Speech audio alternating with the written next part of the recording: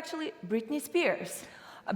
Because, I watched this song, which is called Hit Me Baby One More Time. You know this song, right? Of course, I didn't understand the lyrics. I understood it way later, and I was like, oh my God. But nevertheless, what fascinated me in that music video was this school. I looked at all the desks. I remember distinctly this gym where they play basketball, and I was like, oh my God. Like, kids actually go to schools like this?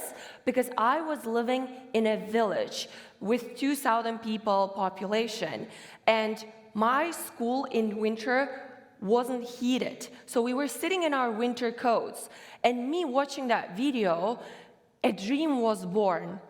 I was like, I have to go to the US and I have to study at an American school.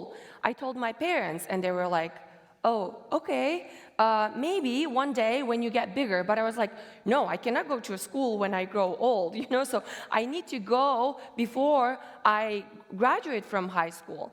And this is when my mom bought me this English dictionary.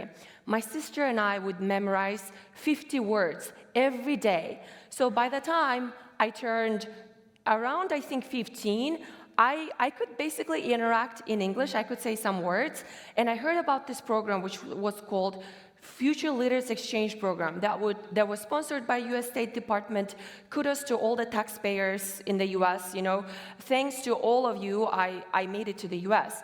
And I failed twice.